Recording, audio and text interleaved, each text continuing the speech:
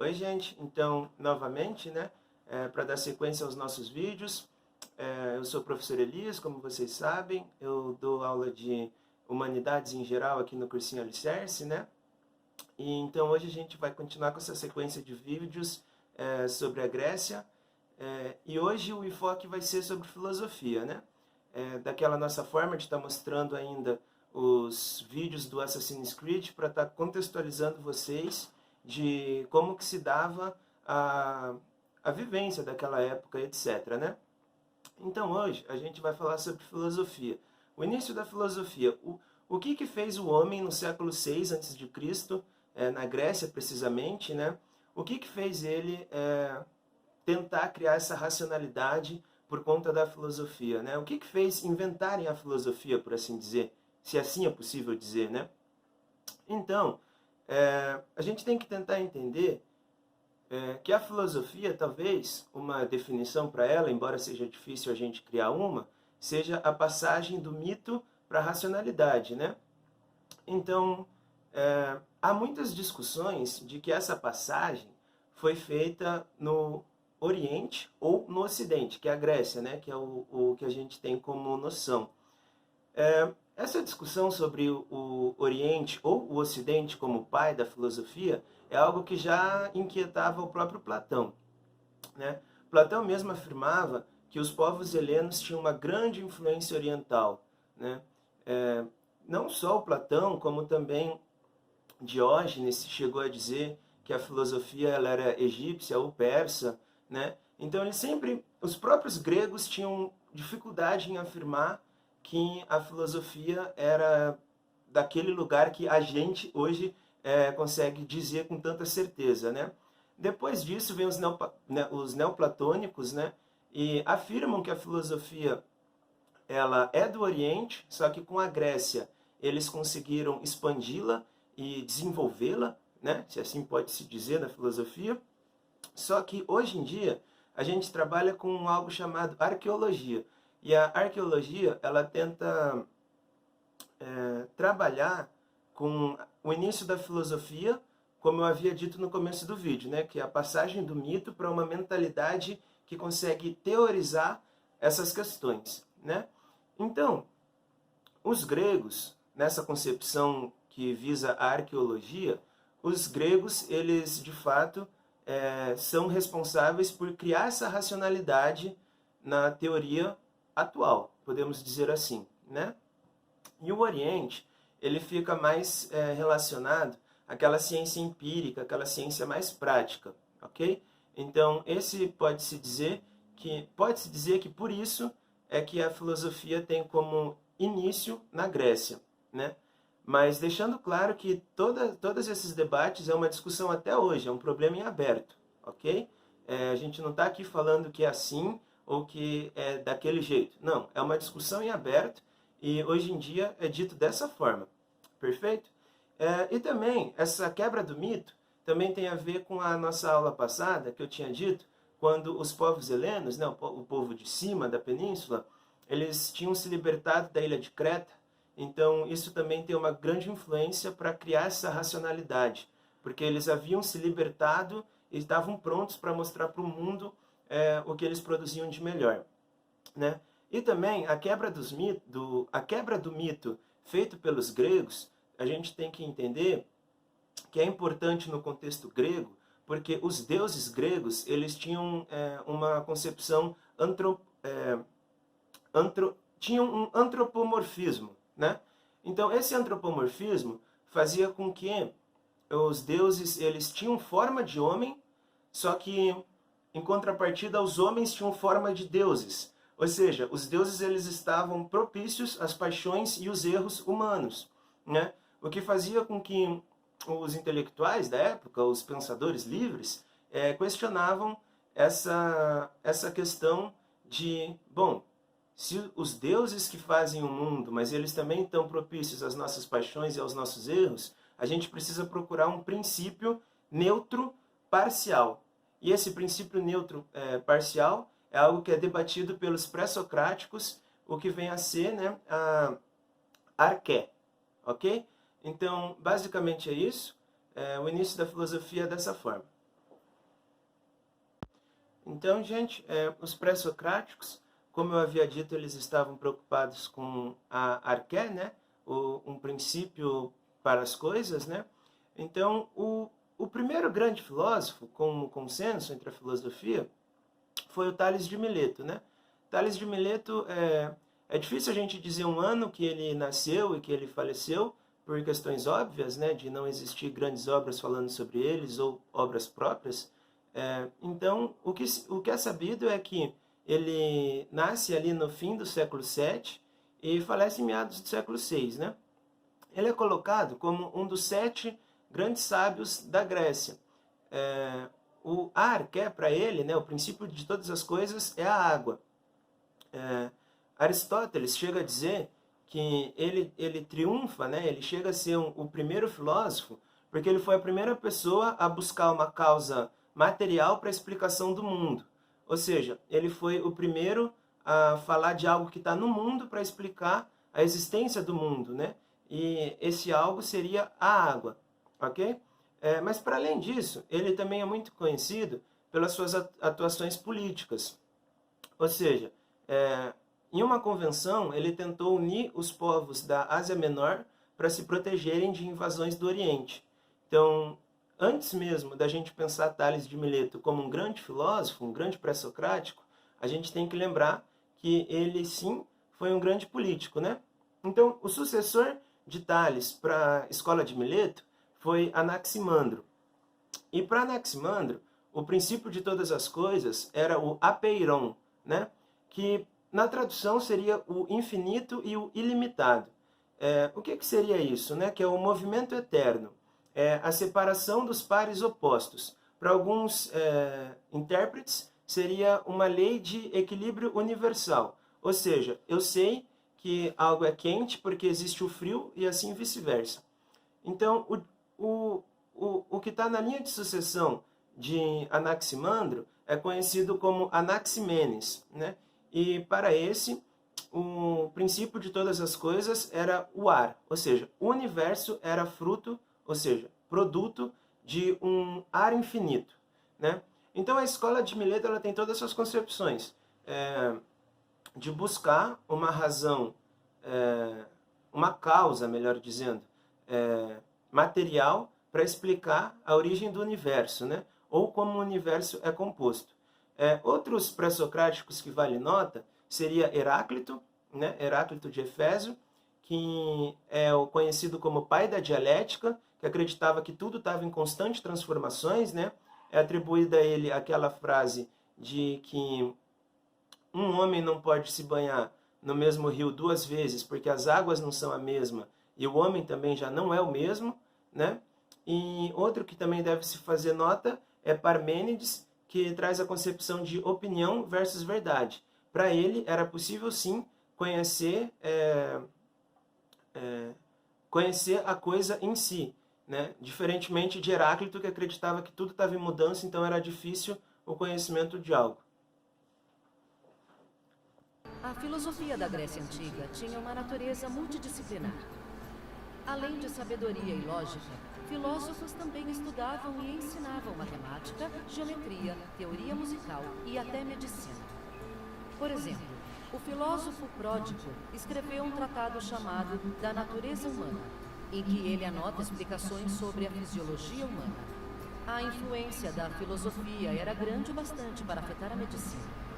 Sabe-se que médicos hipocráticos incorporavam ideias filosóficas em seu trabalho, e o tratado Ares, Águas e Lugares parece ser influenciado por teorias pré-socráticas de que o ar é o primeiro princípio do universo.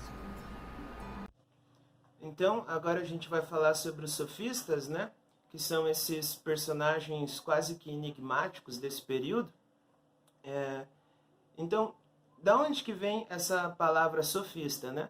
Ela deriva de sophos, que seria,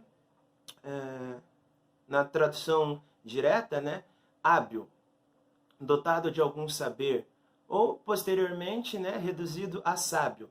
Então, sofista está relacionado a uma pessoa que sabe de muitas coisas, ok? Na prática, eles eram pagos como, né, professores de retórica para jovens que pretendiam entrar para a política. Esses jovens, em grande maioria, faziam parte da aristocracia, né? Porque os sofistas estão relacionados a professores que são remunerados para ensinar sobre política, ensinar como falar bem, etc. Eles relacionavam a retórica com a filosofia, sempre subordinando a filosofia à retórica, né? Em outras palavras, eles davam menos importância à filosofia, preocupavam-se mais com a retórica, a oratória, ok? Então, como eu disse, eles estavam preocupados em ensinar a arte do bem falar, né? Buscavam sempre a excelência, para que esse jovem que quisesse entrar na política tivesse um professor que conseguisse ensinar as coisas mais óbvias da política, sabe? Tipo, em um debate, quando você não está com a razão, mas você consegue vencer o debate. É basicamente isso que os sofistas ensinavam para esses jovens. Eles preferiam se importar com a ética e a política, porque elas estavam relacionadas à praxis, né, à materialidade, do que à filosofia. Eles falavam até que a metafísica, a psicologia ou a física em si era coisa para desocupados, que não tinham muito o que fazer, relacionando os filósofos a esse estereótipo de não ter o que fazer e serem pessoas desocupadas, né? Então, como eu já disse, eles apenas ensinavam a aristocracia, né? E por isso que tem um grande choque com Sócrates, porque Sócrates ensinava para todos que quisessem ouvi-lo, né? E tivessem disposição para ouvi-lo. E os sofistas, em grande maioria, eram estrangeiros, que lá para frente a gente vai ver que Platão até diz que os sofistas eles estão preocupados em roubar Atenas, né? Não que eles estavam preocupados em construir a política em si em Atenas. Um dos sofistas que é bem conhecido é Protágoras. Que Protágoras ele é um destaque único, porque ele era político e um grande sofista. E, para além disso, ele também... a gente pode dizer que ele até tentou ter uma concepção de mundo, assim, né, da racionalidade, quando ele diz que o homem é a medida de todas as coisas. Só que isso podemos levar para diversos problemas. O primeiro é que ele tenta ter a verdade, fazer com que a verdade seja relativizada, né? Porque se o homem é a medida de todas as coisas, pouco importa a verdade. É uma das críticas possíveis. Mas o que vale a gente destacar é que os sofistas eles têm uma importância à política da época. Isso é inegável. Independente da forma como a gente entende como eles faziam a política ou ensinavam a política, é inegável que eles têm uma importância, né? Tendo em vista que eles foram os que ensinaram grande parte dos políticos e que eles foram políticos, sim, durante aquele período. Então, basicamente, os sofistas eles eram políticos e professores de retórica e política, né, que ensinavam a aristocracia a chegar no poder e se manter no poder, em última instância, a serem políticos. Qualquer cidadão livre tinha permissão para se envolver no processo democrático ateniense. Contudo, para ter uma influência real na política, o discurso e a retórica deles tinham de ser impecáveis. Por isso, muitos sofistas ensinavam assuntos como lógica, razão e eloquência. O objetivo era ajudar os alunos a alcançar a ereté, ou excelência. Mas este conceito específico de excelência era muito contestado, especialmente por outros filósofos. Por exemplo, Platão, Sócrates e Isócrates preferiam uma abordagem mais moral, argumentando que a retórica deveria ser usada para servir ao bem comum. Sócrates e Platão foram ainda mais longe, declarando que a filosofia e a sabedoria não eram só ferramentas, mas sim virtudes éticas. Então, agora a gente vai falar sobre Sócrates, né? Que podemos dizer que é o grande pai da filosofia, né? Não o primeiro filósofo, como a gente já viu, mas o grande pai da filosofia. Sócrates ele vive entre 469 a.C. a 399 a.C., né? Então, por que Sócrates tem todo esse estatuto de pai da filosofia, né? Porque ele causa uma grande revolução. Enquanto os filósofos que o antecedem falam sobre o princípio do universo, falam sobre a natureza, o Sócrates ele começa a falar sobre o ser humano, né? E ele não vai mais relativizar a verdade. Ele admite que há uma verdade e que é difícil chegar até ela, porém essa verdade ela existe, ok? Então, a partir de Sócrates é feito um grande estudo sobre o ser humano. E além do ser humano, também sobre o conhecimento em si, né? Sai dessa visão pré-socrática sobre o princípio das coisas, né? Sai dessa visão da arqué. Então, Sócrates, ele admite que é muito difícil chegar nessa verdade, ok? Como eu disse, ele não vai mais relativizá-la, porém, ele admite que é muito difícil chegar até ela, e a forma de chegar nessa verdade é tendo um autoconhecimento, aquela premissa de conheça-te a ti mesmo, né? Então, uma forma que Sócrates diz que tem como chegarmos nesse conhecimento é através do diálogo, né? E esse diálogo, por sinal, a gente tem o Sócrates inteiro, né? Toda a obra de Sócrates, a gente sabe por conta de Platão e de Aristófanes, porque Sócrates em si nunca escreveu, né? Como eu tinha dito já, ele vivia ensinando ali pela ágora qualquer jovem que quisesse escutá-lo, que quisesse sair dessas concepções pré-socráticas, né? Da filosofia do princípio do universo e etc. E ele não cobrava para esses ensinos. Diferente do que Aristófanes fala em seu livro chamado As Nuvens, porque em As Nuvens, Aristófanes fala que Sócrates era um sofista que vivia pedindo para ser pago pelos seus ensinamentos, né? Só que a historiografia já mostrou que não, que Platão é a fonte mais fiel sobre Sócrates, porque Sócrates de fato era essa pessoa que vivia ensinando na ágora para jovens que quisessem sair desse modelo filosófico antigo ou não serem ensinados apenas pelos sofistas, ok? Então, para chegar nesse conhecimento, para chegar nessa verdade, para ter um autoconhecimento, o Sócrates ele propunha um método, né? Que hoje comumente é conhecido como método socrático. Esse método, basicamente, é um diálogo, né? E esse diálogo começa com a exortação, que seria a proposta para um diálogo, né? Por exemplo, você não começa um diálogo sem outra pessoa querer. Então, você precisa primeiro propor o diálogo. O segundo ponto do método seria a indagação, ver o que essa pessoa do diálogo sabe sobre o assunto em questão, ok? O terceiro é a ironia, porque através do que essa pessoa sabe, ela pode estar falando de opiniões que sejam contrárias ao fato, né? Então, a ironia, ela chega para contrapor o que a pessoa pensa que sabe sobre o que está sendo conversado, né?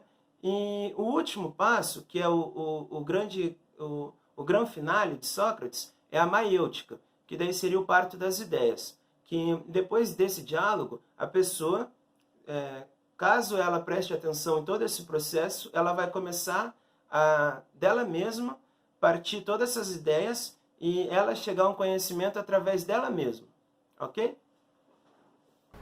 O famoso filósofo Sócrates tinha uma relação ambígua com os sofistas. Nos diálogos de Platão, Sócrates aparece estando em constante oposição aos sofistas famosos da sua época. A comédia de Aristófanes, As Nuvens, por sua vez, retrata Sócrates como um sofista que vive exigindo remuneração por seus ensinamentos. Sócrates, na verdade, era muito pobre e não ganhava dinheiro ensinando. Ele ainda se diferenciava dos sofistas porque estes só lecionavam aos jovens aristocratas, mas Sócrates ensinava pessoas de qualquer estrato. Infelizmente, suas ideias e práticas polêmicas não foram bem aceitas na cidade de Atenas, e ele acabou sendo julgado por impiedade. Então, gente, como eu já disse algumas vezes, né, os sofistas e os filósofos, eles são antagônicos, né? São completamente diferente, são completamente diferentes o ofício de cada, né? Se a gente vai pensar, Aristóteles, ele diz que os sofistas eles se preocupam apenas com as ciências práticas, né? Que seria a ética e a política. Em contrapartida que os filósofos, eles têm toda uma visão sobre a cosmogonia do universo. Eles buscam entender a origem das coisas, né? Seja uma investigação mais profunda sobre, de fato, o princípio das coisas, né? Como são os pré-socráticos, ou uma investigação mais profunda sobre o ser humano, como começa a partir de Sócrates, né? Enquanto que os sofistas, o próprio Protágoras chega a dizer que os filósofos eles são desocupados e que todas essas questões de metafísica, de tentar analisar o ser humano, coisas que não tem tanta importância para a vida real. Platão vai dizer, na República, que a cidade só vai se livrar dos seus males quando um filósofo assumir o poder, né? Enquanto tiver um rei filósofo. Porque o que havia como democracia eram pessoas que eram treinadas pelos sofistas, né? Então a filosofia ela é completamente contrária a essas ciências unicamente práticas, ok? Não que a filosofia negue a praxis. A filosofia ela só é contrária à praxis por si só, a materialidade avulsa. Ela não correlaciona com isso, ok? Então, se a gente for pensar nesse sentido, é pouco provável que a gente não encontre diversas diferenças. Por exemplo, quando Protágoras fala que o homem é a medida de todas as coisas, embora ele tenha um humanismo, ele ainda está relativizando a verdade. Enquanto que Sócrates, ele entende que existe a verdade, mas é difícil alcançá-la, mas ela existe, ok? Então, para finalizar a nossa aula, eu só vou citar aqui 6 pontos que Platão coloca como a crítica para os sofistas à época, né? A primeira crítica seria que os sofistas eles não sustentam e nem defendem uma doutrina da verdade. Eles não têm compromisso com ela, né? Eles estão mais preocupados com opiniões individuais. O segundo ponto é que o sofista tem como foco persuadir o outro, não convencer sobre uma verdade ou buscar a verdade junto. Ele só tende a persuadi-lo, né? E ainda Platão diz que o sofista é só um estrangeiro que quer usurpar Atenas, né? Roubar as riquezas, corromper a aristocracia que pagava para eles, né? O quarto ponto ainda da crítica de Platão é que o sofista não tem nenhum compromisso com a verdade, né? Que ele é um falastrão. Quinto ponto é que o sofista ele é demolido pela dialética, que o sofista não aguenta ficar num diálogo, ele não consegue aguentar a ironia, por exemplo, ele iria fugir, né? E o sexto ponto é que o sofista não possui conhecimentos amplos e profundos, né? Ele só fala que conhece. Há um debate de Hípias com Sócrates, que Sócrates está perguntando para Hípias o que é o belo, e o Hípias não consegue entender essa diferença metafísica. Ele no final, diz para Sócrates o que é belo, e não o que é o belo. Sócrates queria entender se o belo era algo que podia aplicar em qualquer outra substância. Ao passo que Hípias disse que o belo era algo da materialidade. Então, basicamente, essas são as diferenças. Eu espero que vocês tenham gostado dessa aula de hoje, né? Quero que vocês assistam e recomendem para os seus amigos. Se inscrevam no nosso canal. Não percam a nossa semana de vivência, que é gratuita, né? Para vocês estarem olhando por mais por dentro como que é o nosso cursinho. E acho que basicamente é isso, gente. Bom dia, boa tarde, boa noite, no seu horário que vocês me assistem. E estudemos mais filosofia. Obrigado. E agora no final, o nosso professor de português, o Matheus, ele vai estar levando vocês ao quiz que tem no final do jogo, para ver se a gente conseguiu aprender bem esses conceitos filosóficos, ok? Então, acompanhem que agora quem vai guiar a aula é o professor Matheus. Obrigado e até logo. Só pela sua testa enrugada, eu já posso ver que você está ponderando sobre as coisas novas que aprendeu. Não tenha vergonha. Até os mais sábios entre nós precisam fazer perguntas antes de procurar as respostas. Tem algo mais que você gostaria de saber?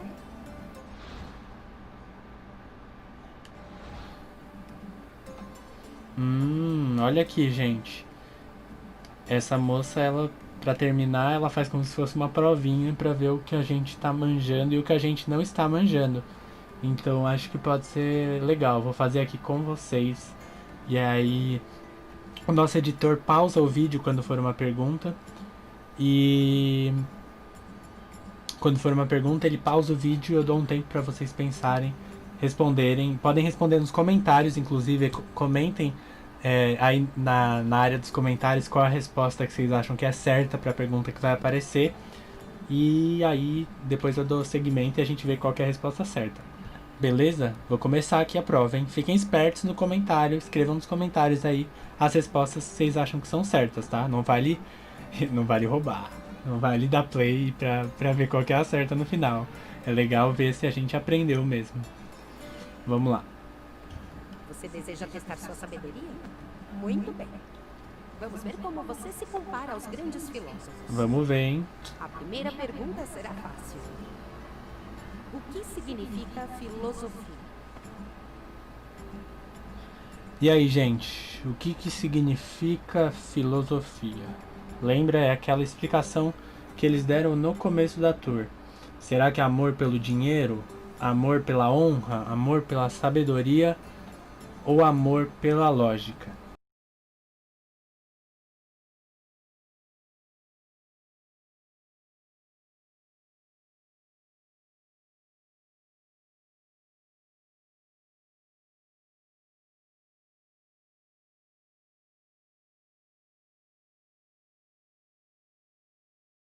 Vamos lá, gente. Responderam aí nos comentários. Escrevam aí nos comentários. E vamos ver. Eu, vendo o que eu vi até agora desse tour, eu acho que a resposta certa é amor pela sabedoria. Correto. Filosofia referia-se ao amor pela sabedoria. Hora da próxima pergunta. Qual peça de Aristófanes retratava Sócrates como um sofista? Então, gente, vocês lembram qual peça de Aristófanes, que não é Aristóteles, retratava Sócrates como um sofista? Tô tentando lembrar.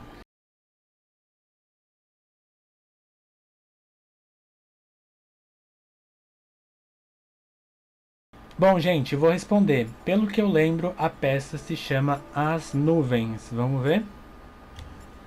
Sim, As Nuvens era uma comédia que retratava o famoso filósofo como um sofista ganancioso. Platão até acreditava que essa caricatura influenciou o julgamento e posterior execução do seu mentor.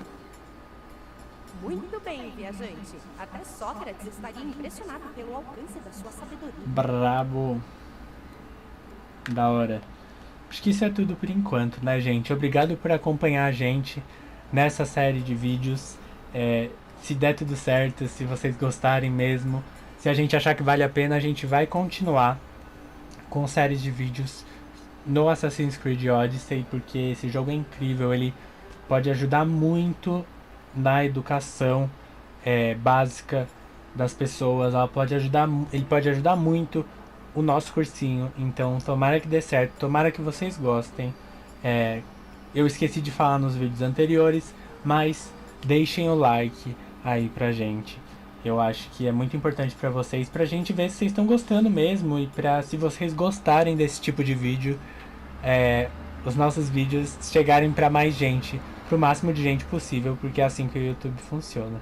Obrigado mesmo, gente. Vamos tentando aí arranjar sempre métodos diferentes de ensinar pra vocês algumas coisas. A gente do Cursinho Alicerce fica sempre muito feliz de gravar esses vídeos. Eu tô muito feliz. Muito obrigado, gente. É isso por hoje.